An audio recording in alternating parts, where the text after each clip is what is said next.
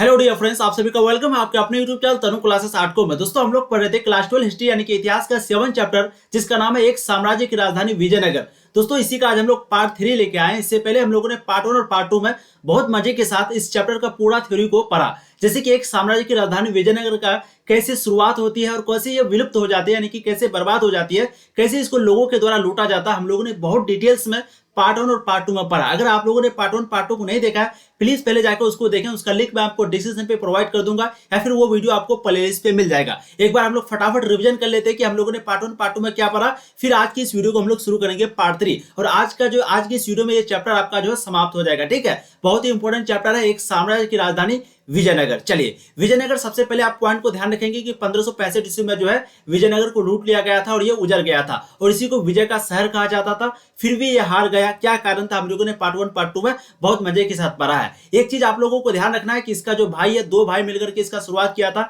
एक का नाम है हरिहर और एक का नाम है बुक्का। ठीक है, तो विजयनगर साम्राज्य की जो शुरुआत है दो भाई के द्वारा हुआ था, हरिहर तथा बुक्का के द्वारा 1336 ईस्वी में। ठीक है, और विजयनगर का जो शासक है उसको क्या कहा जाता है, रायस कहा जाता है। इस चीज को आप ध्यान रखेंगे। एक और पॉइंट जो कि संगम राजवंश, सुलू राजवंश, तुलु राजवंश, अरविदु राजवंश, मैंने आपको डिटेल्स में पार्ट 1 में भी और पार्ट 2 में भी पढ़ाया है कि सुलू राजवंश जो है संगम को हराया था, फिर तुलु जो है वो सुलू को हराया था और अरविदु जो है वो तुलु को हराया था। ठीक है, और तुलु राजवंश के समय ही जो है ये साम्राज्य बहुत ऊंचाई तक, यानी कि बहुत एक प्रकार का बोल सकते हैं बहुत ऊंचाई को छुआ था, क्योंकि तुलु राजवंश के जो शासक थे जिसका नाम था दोस्तों क्या, विजयनगर के शासक जिसका नाम था कृष्णदेव राय। और इसी के काल में बहुत ज्यादा मंदिर का निर्माण हुआ था। कृष्णदेव राय जब शासक थे, इसी के शासनकाल में बहुत ज्यादा मंदिर का निर्माण हुआ था। कहां पर, विजयनगर साम्राज्य में। तो इन सभी पॉइंटों को जो आपको ध्यान रखना है। ठीक है, एक चीज मैंने आपको और अच्छे से पढ़ाया था, वो है हम्पी के बारे में। कॉलिन मैकेंजी के बारे में भी आपको पढ़ना है। कॉलिन मैकेंजी शॉर्ट क्वेश्चन में आपको पूछा जाता है। हम्पी के बारे में आपको पढ़ना है, क्योंकि दोस्तों हम्पी आपको लॉन्ग क्वेश्चन में पूछा जाता है, कभी कभी शॉर्ट क्वेश्चन में भी पूछता है। ठीक है, फिर दोस्तों आपको राज्य, चरमोत्कर्ष और पतन, कैसे कैसे पतन होता है, यानी कि कैसे कैसे ये साम्राज्य खत्म हो जाती है, उसके बारे में भी आपको पढ़ना है। ठीक है, विजयनगर की जलापूर्ति, जैसे कि हम लोगों ने पढ़ा था कि हड़प्पा सभ्यता में कैसे मोहनजोदड़ो में पानी वगैरह की व्यवस्था की जाती है, तो उसी तरीके से विजयनगर में कैसे जल की पूर्ति की जाती थी, हम लोगों ने बहुत मजे के साथ पढ़ा है। ठीक है, और राय को जो है शासक को राय कहा जाता था। राय या फिर रायस आप बोल सकते हैं, राय या फिर रावेस दोनों बोल सकते हैं। मैं इसको थोड़ा सा पतला कर देता हूं। ठीक है, 1 सेकंड आप लोग, चलिए इसको थोड़ा पतला कर देते हैं। तो दोस्तों राय जो है वो किसको बोला जाता है, विजयनगर के शासक को। वहीं पे नायक किसको कहा जाता है दोस्तों, जो कि सेना के प्रमुख होते हैं। ठीक है, फिर हम लोगों ने पार्ट 2 को शुरू किया था। पार्ट 2 में आपका गजपति के बारे में बताया था। फिर दोस्तों आपको यवन या फिर अमर, विजयनगर राजधानी और उनके परिप्रदेश के बारे में बताया था। अब विजयनगर और उनके राजधानी, जैसे कि हम लोगों ने मोहनजोदड़ो के बारे में पढ़ाया था डिटेल्स में, उसी तरीके से यहाँ पर विजयनगर जो कि एक राजधानी है उसके बारे में पढ़े थे पार्ट 2 में। क्योंकि विजयनगर जो है वो सभी शहरों में सबसे फेमस शहर था, इसीलिए हम लोग जो है विजयनगर के बारे में डिटेल्स में पढ़े कि कैसे वहां पर जल संपदा थी, कैसे सड़क वगैरह कैसा था, हौज वगैरह, कुआं वगैरह कैसे थे, हिरिया नहर जो एक थी कैसी थी, सड़कें और किले बंदियां वगैरह कैसे होती थी वहां पर। ठीक है, हम लोगों ने डिटेल्स में पढ़ा पार्ट 2 में, इसलिए अगर आप लोगों ने नहीं देखा है पार्ट 1 पार्ट 2 को, प्लीज आप लोग जाकर के देख लेंगे। चलिए, आज की वीडियो में दोस्तों हम लोग पढ़ेंगे, बहुत ही मजा आएगा। धार्मिक केंद्र के बारे में पढ़ने वाले हैं, फिर दोस्तों कुछ महत्वपूर्ण घटनाक्रम के बारे में पढ़ने वाले हैं, कुछ महत्वपूर्ण यानी कि कौन सी ईयर में क्या क्या चीजें हुई, इन चीजों को हम लोग पढ़ेंगे, जैसे कि आप यहाँ पर देखिए। ठीक है, तो आप लोग शुरू से लेकर के अंत तक बने रहेंगे। जो भी नोट नहीं किए प्लीज इसको नोट करेंगे, अच्छे से नोट करेंगे, क्योंकि आपको बहुत ही बेनिफिट ये पहुंचाएगा। चलिए चैप्टर को शुरू करते हैं। सबसे पहला पॉइंट है आपका धार्मिक केंद्र। मंदिर महत्वपूर्ण धार्मिक, सांस्कृतिक, सामाजिक तथा आर्थिक केंद्रों के रूप में विकसित हुए। मंदिर जो है वो महत्वपूर्ण धार्मिक, एक सांस्कृतिक, एक सामाजिक तथा आर्थिक केंद्रों के रूप में विकसित हुए। दूसरा पॉइंट है शासकों के लिए यह केंद्र महत्वपूर्ण था, क्योंकि इसके माध्यम से वे सत्ता पर अपना प्रभुत्व जमाना होता था। तीसरा, अस्थायी मान्यता के अनुसार पहाड़िया रामायण में उल्लिखित, जिसको हम लोग बोलते हैं डिस्क्राइब यानी कि समझाया हुआ, बाली और सुग्रीव के वानर राज्य की रक्षा करती थी। तो अस्थायी मान्यता के अनुसार जो पहाड़िया रामायण में जो उल्लिखित होती थी, यानी कि बाली और सुग्रीव के वानर जो है वो राज्य की रक्षा करती थी। ठीक है, वानर सेना जैसे आप लोग सुनते होंगे। जबकि अन्य मान्यता के अनुसार स्थानीय मार्त देवी यानी कि पंपा देवी ने इन पहाड़ियों में विरूपाक्ष, और पंपा देवी जो हम्पी जो है वो पंपा देवी के नाम से पड़ा था। ठीक है, हम्पी जो नाम पड़ा था, हम्पी मैंने आपको बताया था पार्ट 1 में, जो हम्पी नाम पड़ा था वो पंपा देवी से ही पड़ा था। तो जबकि अन्य मान्यता के अनुसार स्थानीय मार्त देवी पंपा देवी ने इन पहाड़ियों में विरूपाक्ष मंदिर, जो राज्य के संरक्षक देवता तथा शिव का एक रूप माने जाते हैं, से विवाह के लिए तब किया था, तय किया था। ये तय आपका लिखा हुआ। ठीक है, चलिए अब नेक्स्ट पॉइंट को देखिए, आपको समझ में तभी आएगा। आज तक यह विवाह विरूपाक्ष मंदिर में हर वर्ष धूमधाम से आयोजित किया जाता है। यह क्षेत्र कई धार्मिक मान्यताओं से संबंधित था। यहाँ मंदिर निर्माण को एक लंबा इतिहास रहा जो कि पल्लव, चालुक्य और चोल वंशों तक चला। एक पल्लव, चालुक्य और एक चोल वंशों तक जो है मंदिर का निर्माण यहाँ पर चला और यहाँ पर अभी भी विरूपाक्ष मंदिर में हर वर्ष धूमधाम से आयोजित किया जाता है। विवाह जो है वे विरूपाक्ष मंदिर में हर वर्ष धूमधाम से आयोजित किया जाता है। तो कुछ इस प्रकार का धार्मिक केंद्र था जो कि मंदिर महत्वपूर्ण धार्मिक, सांस्कृतिक, सामाजिक तथा आर्थिक केंद्रों के रूप में विकसित हुआ था। ठीक है, धार्मिक केंद्र जो है वो महत्वपूर्ण धार्मिक, सांस्कृतिक, सामाजिक और आर्थिक केंद्र में विकसित हुआ था और शासकों के लिए यह केंद्र जो बहुत महत्वपूर्ण था क्योंकि वो इन्हीं के माध्यम से सत्ता पर अपना प्रभुत्व जमा सकता था। ठीक है, आपको पता है धार्मिक मुद्दा को बना करके जो है अभी भी शासन चलता है। और एक चीज मैंने आपको अच्छे से बताया कि स्थानीय मान्यता के अनुसार जो पहाड़िया रामायण है इसी में उल्लिखित किया गया है बाली और सुग्रीव के वानर राज्य की रक्षा करती थी। ठीक है, चलिए अब नेक्स्ट पॉइंट को देखिए। विजयनगर के शासक भगवान विरूपाक्ष की ओर से शासन करने का दावा करते थे। विजयनगर के जो शासक थे वो भगवान विरूपाक्ष की ओर से शासन करने का दावा करते थे। सभी राजकीय आदेशों पर सामान्यतः कन्नड़ लिपि में श्री विरूपाक्ष शब्द अंकित होता था।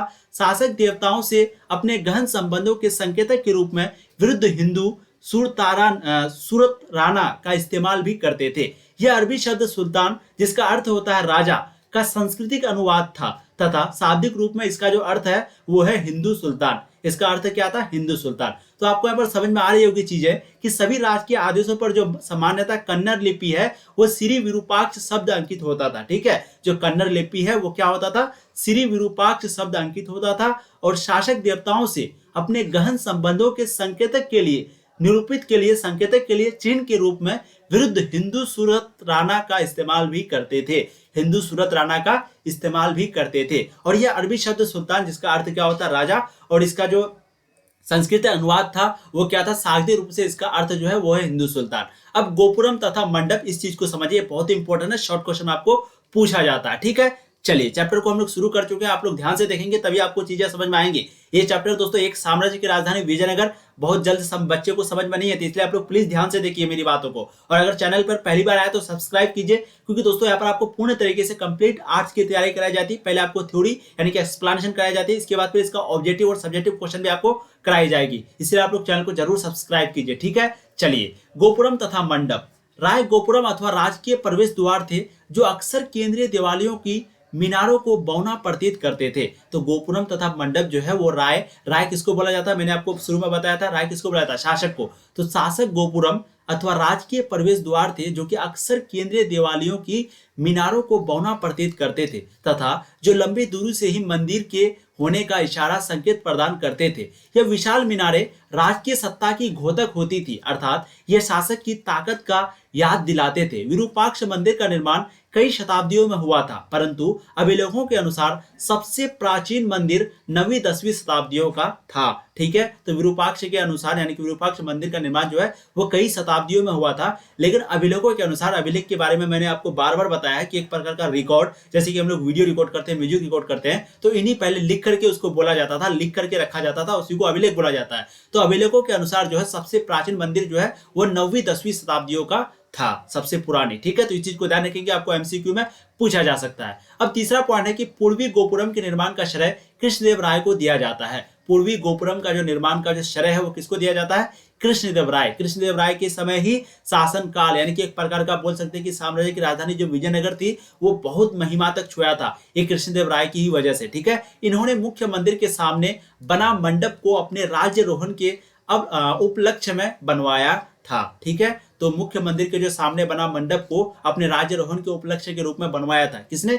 कृष्णदेव राय ने। अब दूसरा चीज देखेंगे, दूसरा देव स्थल विट्ठल मंदिर भी रोचक है। यहाँ के प्रमुख देवता विट्ठल थे जो कि सामान्यतः महाराष्ट्र में पूजे जाने वाले विष्णु के एक रूप है। इस मंदिर के परिसरों का एक चारित्रिक विशेषता रथ गालिया है जो मंदिर के गोपुरम से सीधी रेखा में जाती है। इन गलियों का फर्श पत्थर के टुकड़ों से बनवाया गया था। तो दूसरा देवस्थल क्या भाई? वो है विट्ठल मंदिर। विट्ठल मंदिर ध्यान रखेंगे आप लोग, ये प्रमुख देवता विट्ठल है, ये प्रमुख देवता विट्ठल थे जो कि सामान्यतः कहां पर? महाराष्ट्र में पूजे जाने वाला जो विष्णु का एक रूप है। ठीक है, महाराष्ट्र में जो पूजा जाने वाला है विष्णु, उसी का एक रूप है। इस मंदिर का जो परिसरों का एक चारित्रिक विशेषता रथ गलियां था। क्या था? रथ गलियां है जो कि मंदिर के गोपुरम से सीधी रेखा में जाती है और इस गलियों का जो फर्श है वो पत्थर के टुकड़ों से बनवाया गया था। किससे? पत्थर के टुकड़ों से। विठ्ठल मंदिर का जो गली है उसको पत्थर के यानी कि फर्श है उसको पत्थर के टुकड़ों से बनवाया गया था। इस चीज को आप ध्यान रखेंगे। अब एक मंदिरों, महलों और बाजारों का अंकन देखिए। 20वीं शताब्दी में विजयनगर का संरक्षण भारतीय पुरातात्विक सर्वेक्षण और कर्नाटक पुरातात्विक पुरातात्विक किसको कहा जाता है? एक प्रकार का बोल सकते हैं आप कि जो इतिहासकार होते थे पहले तो उसको पुरातात्विक जो इसका खोजबीन करते हैं। ठीक है, तो 20वीं शताब्दी में विजयनगर का संरक्षण भारतीय पुरातात्विक सर्वेक्षण और कर्नाटक पुरातात्विक एवं संग्रहालय विभाग द्वारा किया गया। किसके किसके द्वारा भाई? 20वीं शताब्दी में जो विजयनगर का संरक्षण है वो भारतीय एक प्रकार का टीम बोल सकते हैं, तो भारतीय पुरातात्विक सर्वेक्षण और कर्नाटक पुरातात्विक और संग्रहालय विभाग द्वारा किया गया था। 1976 ईस्वी में हम्पी को राष्ट्रीय महत्व के स्थल के रूप में मान्यता मिली। 1976 ईस्वी में हम्पी को राष्ट्रीय महत्व के स्थल के रूप में मान्यता मिली। 1980 के दशक के आरंभ में यानी कि शुरू में विविध प्रकार के अभिलेखन प्रयोग से व्यापक तथा गहन सर्वेक्षण के माध्यम से विजयनगर से मिले भौतिक अवशेषों के सूक्ष्मता से परलेखन की एक महत्वपूर्ण परियोजना की शुरुआत की गई। लगभग 20 साल के काल में पूरी दुनिया के दर्जनों विद्वानों ने इस जानकारी को इकट्ठा और संरक्षित करने का काम किया। ठीक है, तो अभिलेखन प्रयोग से व्यापक तथा गहन सर्वेक्षण के माध्यम से विजयनगर से मिले भौतिक अवशेषों के सूक्ष्मता से परलेखन की एक महत्वपूर्ण परियोजना की शुरुआत की गई और लगभग 20 साल के काल में पूरी दुनिया के दर्जनों विद्वानों ने इस जानकारी को इकट्ठा और संरक्षित करने का काम किया था। अब देखिए, इसका पहला चरण यह था कि पूरी दुनिया को 25 वर्गाकार भागों में बांटकर वर्णमाला के अक्षर द्वारा इंगित करना, फिर इन खंडों को छोटे छोटे वर्गों में बांटना। तो यहाँ पर बात हो रही है अभी मंदिरों, महलों और बाजारों का अंकन। तो किस किस प्रकार हो रहा था कि 20वीं शताब्दी में जो विजयनगर है वह संरक्षण भारतीय पुरातात्विक संरक्षण, कर्नाटक पुरातात्विक और संग्रहालय विभाग इन्हीं के द्वारा किया गया था। इन चीजों का संरक्षण कब? 20वीं शताब्दी में। ठीक है, विजयनगर का संरक्षण किया गया था और 1976 ईस्वी में जो है हम्पी को राष्ट्रीय महत्व का स्थल के रूप में इसको मान्यता मिला था। फिर 1980 के दशक के शुरुआत में ही विविध प्रकार का अभिलेखन फिर से वही यानी कि एक प्रकार का अभिलेख, एक प्रकार का इतिहास का प्रयोग करके, इतिहास को सोच करके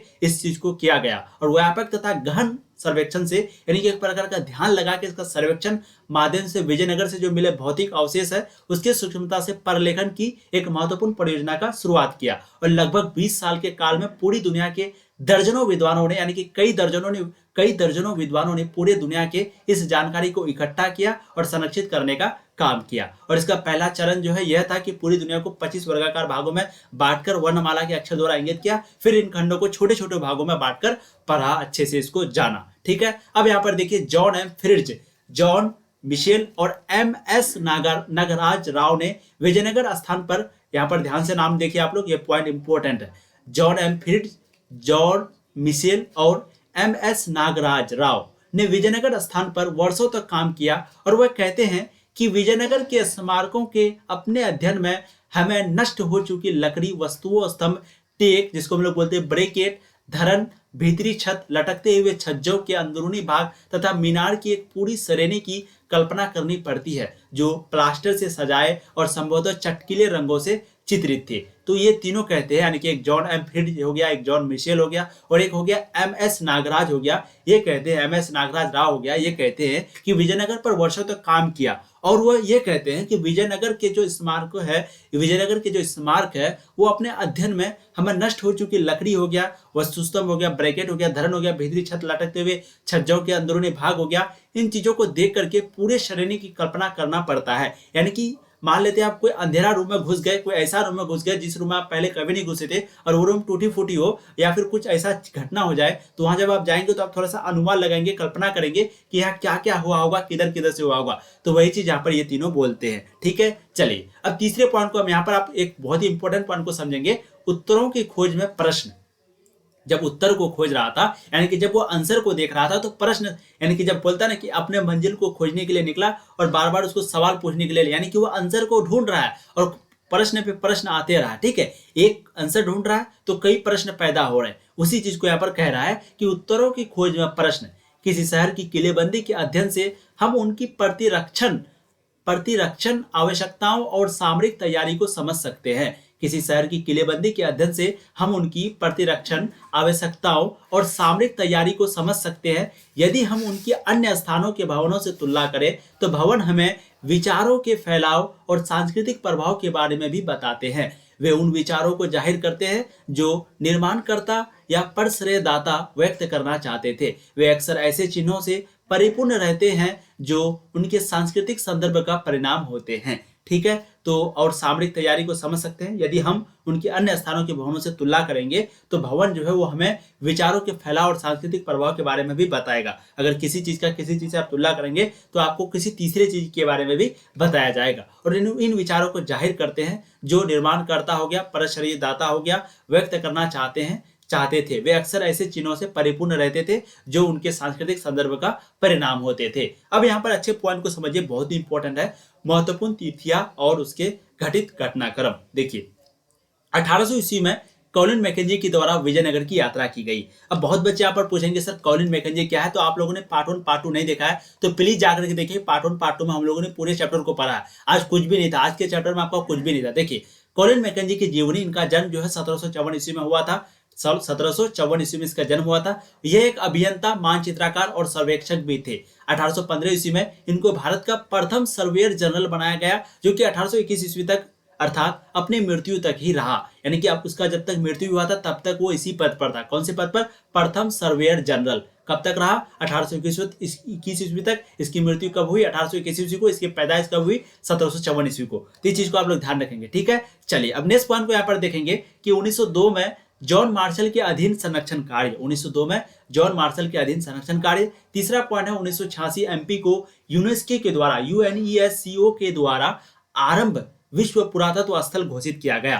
क्या किया गया? इसके द्वारा, यानी कि यूएनईएससीओ एमपी को यूएनईएससीओ के द्वारा, यानी कि जो एमपी के बारे में मैंने आपको पढ़ाया था, ठीक है, इसके द्वारा आरंभ विश्व पुरातत्व स्थल घोषित किया गया। यहाँ पर ये हम्पी होगा, सॉरी एमपी नहीं होगा। ठीक है, अब तीसरा पॉइंट देखेंगे, लगभग 1200 से लेकर के 1300 ईस्वी में दिल्ली सल्तनत की स्थापना हुई। यानी कि एग्जैक्ट डेट बोलेंगे तो 1206 ईस्वी में दिल्ली सल्तनत की स्थापना हुई, लगभग 1200 से 1300 ईस्वी में। ठीक है, तीसरा पॉइंट को देखेंगे तो लगभग 1300 से लेकर के 14 ईस्वी में विजयनगर साम्राज्य की स्थापना हुई। तो दिल्ली सल्तनत के बाद विजयनगर साम्राज्य की स्थापना हुई थी लगभग 1336 ईस्वी में। ठीक है, और बहमनी राज्य की स्थापना 1347 ईस्वी में। 1336 में हो गया विजयनगर साम्राज्य की स्थापना, और वहीं पे बहमनी राज्य की जो स्थापना है वो कब हुई थी? 1347 ईस्वी में। वहीं पे तीसरा पॉइंट पर बात करेंगे तो 1400 से लेकर के 1500 ईस्वी के बीच उड़ीसा के गजपति राज्य की स्थापना हुई थी। अब उड़ीसा के गजपति राज्य की स्थापना क्या है तो हम लोग ने पार्ट 2 में आपको पढ़ाया। सभी का लिंक आपको डिस्क्रिप्शन पे मिलेगा या फिर प्लेलिस्ट पे मिल जाएगा, जरूर देखिए। मैं थोड़ा सा आपको यहाँ पर बता देता हूँ गजपति के बारे में क्या था,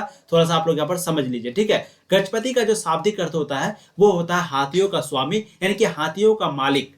हाथी का मालिक को बोला जाता है गजपति। और वहीं पे जो विजयनगर का जो सम्राट था उसको बोला जाता था, यानी कि जो सुल्तान होते थे, सुल्तान को अश्वपति या फिर घोड़ों का स्वामी, क्या बोला जाता था? अश्वपति या फिर घोड़ों का स्वामी बोला जाता था। विजयनगर के लोक प्रचलित परंपराओं में दक्कन के सुल्तानों को अश्वपति या फिर घोड़ों का स्वामी कहा गया। वहीं पे अगर हम लोग गजपति का शाब्दिक अर्थ समझेंगे तो ये किसको कहा गया? हाथियों का स्वामी, यानी कि मालिक होता था। ये किसको कहा जाता था? 15वीं शताब्दी में जो उड़ीसा के एक शक्तिशाली शासक वंश था उसी को गजपति के नाम से जाना जाता था। ठीक है, तो यही जो है आपका है गजपति। आपको चीजें समझ में आ रही है बहुत अच्छे से? अगर समझ में आ रही है दोस्तों तो वीडियो को लाइक कीजिए और कमेंट एक जरूर कीजिएगा कि सर सब कुछ समझ में आ रहा है। ठीक है, अब तीसरा पॉइंट को यहाँ पर देखिए अच्छे से। 1400 से लेकर के 1500 ईस्वी उड़ीसा के गजपति राज्य की स्थापना 1435, यानी कि उड़ीसा के गजपति, मैंने आपको अभी बताया तो उड़ीसा के जो गजपति की स्थापना है वो 1435 ईस्वी में हुई थी। कब? 1435 ईस्वी में। ठीक है, चौथा पांचवा पॉइंट है, शायद चौथा या पांचवा जो भी है, ध्यान दीजिए। 1500 से लेकर के 1600 ईस्वी में, यानी कि पुर्तगालियों द्वारा गोवा पर विजय, पुर्तगाली जो है वो गोवा पर विजय प्राप्त करते हैं। कब? 1510 ईस्वी में। और बाबर द्वारा मुगल साम्राज्य की स्थापना होती है 1526 ईस्वी में। तो इस चीज को ध्यान रखेंगे। फिर हम लोग बाबर के बारे में, पुर्तगाली के बारे में, फिर आगे आपका जो हिस्ट्री का और बाकी चैप्टर है उसमें बहुत मजे के साथ पढ़ेंगे। और आप इस चीज का बिल्कुल टेंशन मत दीजिए, आपका यहाँ पर पूरा चैप्टर को समाप्त किया जाएगा, पूरे हिस्ट्री को, पूरे ज्योग्राफी को, पूरे आपके जितने भी सब्जेक्ट है। ठीक है, इकोनॉमिक्स हो गया, पॉलिटिकल हो गया, साइकोलॉजी हो गया। तो 1500 से लेकर के 1600 ईस्वी, यानी कि पुर्तगालियों द्वारा गोवा पर विजय प्राप्त किया जाता है 1510 ईस्वी को। और बाबर द्वारा मुगल साम्राज्य की जो स्थापना होती है वो 1526 ईस्वी को होती है। ठीक है, और एक चीज दोस्तों आप लोगों को बता देना चाहते हैं, जैसे कि एक इंपॉर्टेंट पॉइंट था, मैंने आप लोगों पार्ट 2 में पढ़ाया था, लेकिन थोड़ा सा आप लोग देख लीजिए। देखिए ये चैप्टर दोस्तों जल्दी से समझ में किसी को नहीं आता, ठीक है, इसलिए आप लोग प्लीज पूरे वीडियो को देखेंगे तो 100% है, तीनों पार्ट को देखेंगे तो आपको समझ में आएगा, ठीक है। जैसे कि हम लोगों ने हड़प्पा सभ्यता में मोहनजोदड़ो के बारे में पढ़ा था, मोहनजोदड़ो शहर के बारे में पढ़ा था, सेम उसी तरीके से यहाँ पर विजयनगर में कैसे सड़कें होती थी, कैसे नाले होती थी, उसी चीज के बारे में पढ़ना, कोई बड़ी चीज यहाँ पर नहीं है, ठीक है। कृष्णदेव राय, ये कृष्णदेव राय जो है इसके बारे में पूछा जाता है, तो ये तुलु वंश के थे। इसके शासनकाल में जो तुंगभद्रा तथा कृष्ण नदियों के बीच का एक क्षेत्र जिसे हम लोग क्या बोलते हैं रायचूर द्वाब कहा जाता था, को हासिल किया गया था इसी के काल में, ठीक है। और कुछ महत्वपूर्ण मंदिरों का निर्माण का श्रेय जो है वो कृष्णदेव राय को ही दिया जाता है, ठीक है। ये तुलु वंश का था, किस वंश का था भाई, तुलु वंश का था, ठीक है। और कृष्णदेव राय ने अपने माँ के नाम पर विजयनगर के नजदीक नगलपुरम नामक एक उपनगर की स्थापना की थी। और कृष्णदेव के देहांत के बाद 1529 ईस्वी में, यानी कि इसके जो देहांत के बाद 1529 ईस्वी में उसके उत्तराधिकारियों को विद्रोही नायकों का सामना करना पड़ा और अंततः 1542 तक यह केंद्र का जो नियंत्रण है वो खो दिया तुलु वंश। और उसके बाद इसका सत्ता जो है एक अन्य राजकीय वंश चले गया जिसको कहा जाता है आरविदु वंश, ठीक है, इसी के हाथों में चला गया। फिर 1565 में विजयनगर की जो सेना प्रधानमंत्री था राम राय, उसी की अगुवाई में युद्ध हुआ। फिर युद्ध में बीजापुर, अहमदनगर और गोलकुंडा इसके साथ जो है इसके सेना के साथ एक प्रकार का बोल सकते हैं युद्ध हुआ। तीनों सेना यानी कि बीजापुर हो गया, अहमदनगर हो गया, गोलकुंडा हो गया, ये तीनों सेना मिले हुए थे, इसके साथ युद्ध हुआ जिसमें हार जाता है आपका आरविद वंश। फिर जो है ये साम्राज्य को वो खो देता है, ठीक है, बहुत ही इंपॉर्टेंट है। तो दोस्तों यही आपका चैप्टर समाप्त होता है। मैं फिर से आपको कहूंगा अगर आप इस चैप्टर को अच्छे से समझना चाहते हैं तो प्लीज आप जो है पूरे पार्ट को देखें, पार्ट 1, पार्ट 2, पार्ट 3 का लिंक आपको डिस्क्रिप्शन पे मिलेगा। इसके बाद हम लोग इसका ऑब्जेक्टिव करेंगे, यानी कि एमसीक्यू क्वेश्चन जो इंपॉर्टेंट एमसीक्यू बनेगा उसको करेंगे, ठीक है, जो कि आपके एग्जाम के लिए काफी इंपॉर्टेंट होगा। और उसके बाद फिर इसका हम लोग शॉर्ट और लॉन्ग क्वेश्चन को करेंगे। तो आप लोग प्लीज चैनल को सब्सक्राइब नहीं किए कर लीजिए, यहाँ पर आपको पूर्ण तरीके से तैयारी कराई जाती है, ठीक है। चलिए फिर मिलेंगे नए वीडियो में, तब तक के लिए जय हिंद। आप लोग ऐसे ही हंसते रहिए, मुस्कुराते रहिए और अच्छे से पढ़िए। All the very best.